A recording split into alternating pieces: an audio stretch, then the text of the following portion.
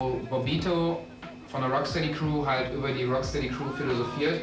Und auf dem rechten Bildschirmrand sehe ich halt Mr. Crazy Legs und ziemlich viele Bilder von halt Events der Rocksteady Crew, Logos der True School Klamottenmarke bis hin zu Fotos eines Sprite-Werbespots, den Crazy Legs halt im letzten Jahr gemacht hat.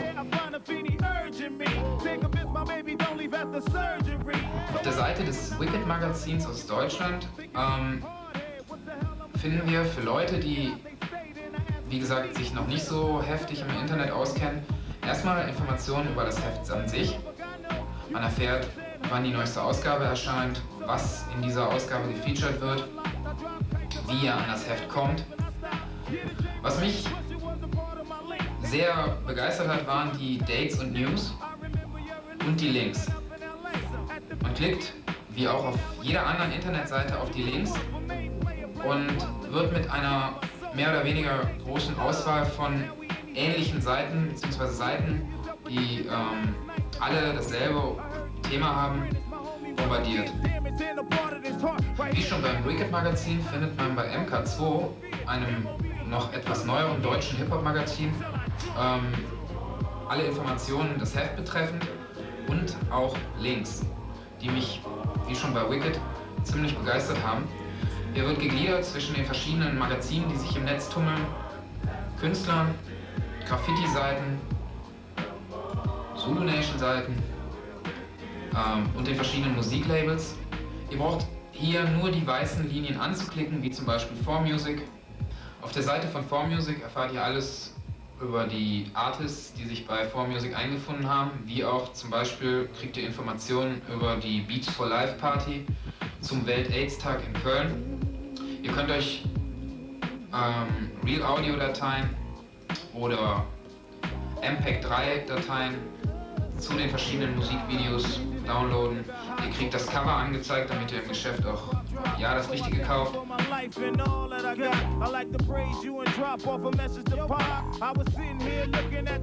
Da die Zeit, die wir hier zur Verfügung haben, wohl nicht ausreicht, euch jede einzelne Seite vorzustellen, habe ich mir gedacht, dass es vielleicht ganz nützlich wäre, zu erklären, wie ihr selber an Informationen kommt, wenn ihr im Internetcafé oder vor eurem neuen Rechner sitzt.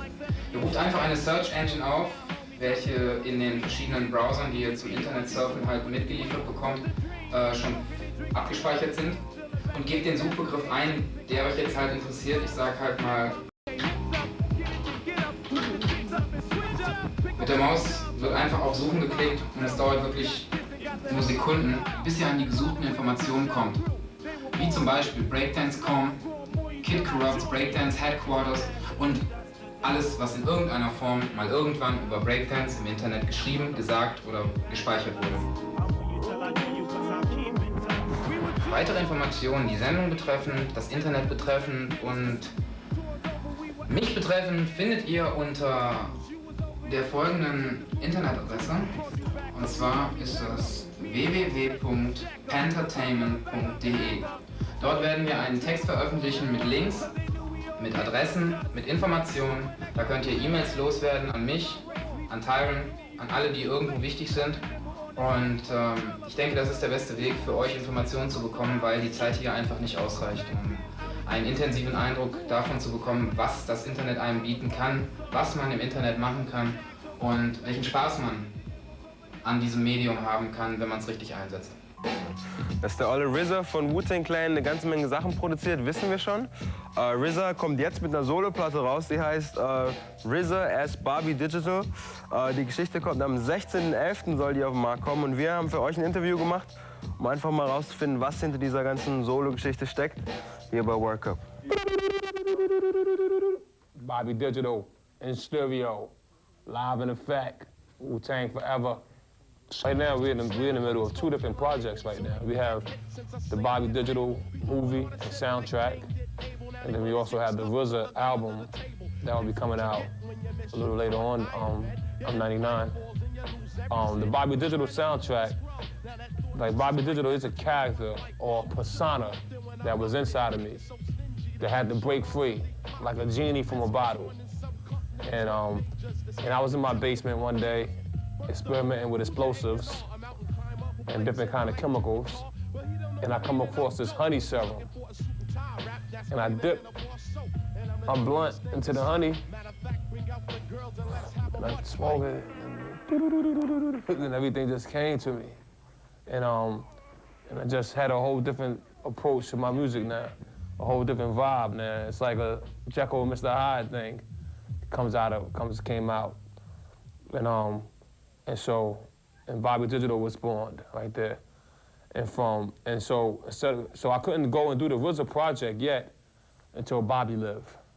Because the RZA project was real intimate, real spiritual, very personal, and very uplifting. But in order for you to understand the RZA project, you have to feel the experience of Bobby. And Bobby is more outspoken, more lower nature. Even though he has a higher conscience, he loves the feeling of the lower nature. It feels good. If it feels good, he thinks that it is good. So I have to get that particular persona up out my system first before I could go into the RZA project. You best protect your neck. It's like he's like a mixture of different sort of heroes that was imagined as a child or admired as a child. So it's like, when I became famous, Wu-Tang became famous, a lot of things was on top of me. A lot of things buried the persona underneath, because RZA is so serious and so straightforward, and so disciplined also. And so he had so the chance to be free or the chance to be wild was more covered up. But then as Wu-Tang have reached what some would think the peak, which is not exactly a peak, but our first level of peak, because we're gonna go like this again. But when Wu-Tang reached here, and everybody in the crew got the potential to do of their self, before it was everybody depended upon me for so much. It was more like a dictatorship. But now it's a democracy where everybody could do as they please and do as they feel. And it gives me more time to be into me. And so being into myself, it gave me a chance to let this character exploit itself. And the character is like, you could consider him like a superhero, like a Green Hornet, mixed with the Mac, you know what I mean? Mixed with the elegancy of Bruce Wayne, you know what I mean? So many different characteristics up inside of him. So it's like comic books with hip hop, with kung fu movies also, as well as just the black exploitation films of the early 70s. All those particular styles is like mushed up into this guy. And that's Bobby. He loves the women too. You best protect your neck. It's more Bobby coming on the album. It's more Bobby on the album. I mean, you may hear, RZA can't really be smothered, but so much, you know what I mean? But, because we also have some RZA tracks on the album. RZA makes his appearance on the album, on the soundtrack, shall I say. But the music is more Bobby, you know what I mean? You'll notice an up-tempo, more of an up-tempo feel on some songs. It's a song called Love Jones. I don't know if they played it to you or not. That maybe RZA would not have performed that kind of song, you know what I mean? But it's on there. So, and the music really inspired the film and inspired the whole movement. This particular character, Bobby Digital, isn't just a film and the soundtrack. It's more like a hip-hop movement, you know what I'm saying? It's the chance to get the B-boys back in the club. In New York right now, the clubs is for gators and silk shirts and slacks. And that's the club. You go to the club, it's after work party, you know what I mean? And a B-boy like me, you can't get in. I'm like, what? Come on, son. Let me in. But it's too cool for them. It's too cool. So, but Bobby's gonna make it better for the B-boys. The B-boys has to live. The B-boy must get back on the hip-hop scene. All these players and all these analog cats, you know what I'm saying, stuck in that dimension, we about to digitize y'all and bring you to the digital warfare. You know what I mean? And the B-boy is back. The return of the black B-boy, hip-hop. Welcome back to the temple. That's how my lyrics are like, welcome back to the temple of sport and rhyme Kimple. Lyrical rhyme nympho, the B-boy Bob Digital. Diamond crystal rings, solid gold bone rituals. You know what I mean? It's no problem for me. The music is child's play.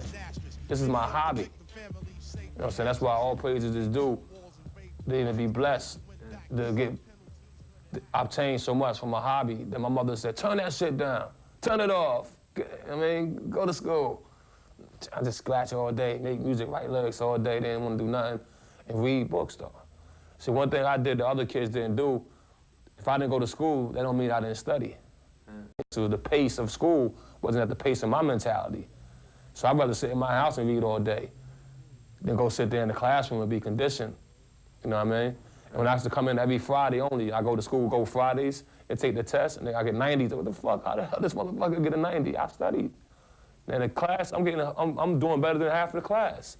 And they sitting up here in your face every day. So there was no reason for me to go to school. I just went and took a GED. You know what I'm saying? It was easy. And I got a very high score on the shit. Like, it wasn't no problem. I fell asleep on the test. Woke up. No problem. The best to check your neck. For Wu-Tang, we got what is known as, I mean, have you heard of the Wu-Tang Killer B album called The Swarm? Yeah. Okay. That's just the surface of what's gonna happen. It's a swarm, it's gonna be a flood next. You know what I mean? Method Man album's coming. Raekwon album's coming. You God, Ghostface Killer, Bobby Digital, the RZA album, Inspector Deck, ODB. All that's coming consecutively. So this is gonna be the most Wu-Tang flooded year. 99 will be a flood of Wu-Tang product, for real. So I told other rappers and hip hop heads, watch out. We first came in, we told y'all to protect y'all neck. We coming back on the same motto. Because right now, my crew has got a vengeance in their heart towards the industry. You know what I'm saying? They're sick and tired of all the bullshit that's getting and controlling the people and getting more popularity. So we coming out to take off heads again.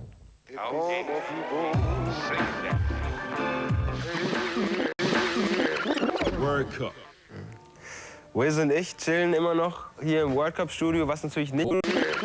Word Cup.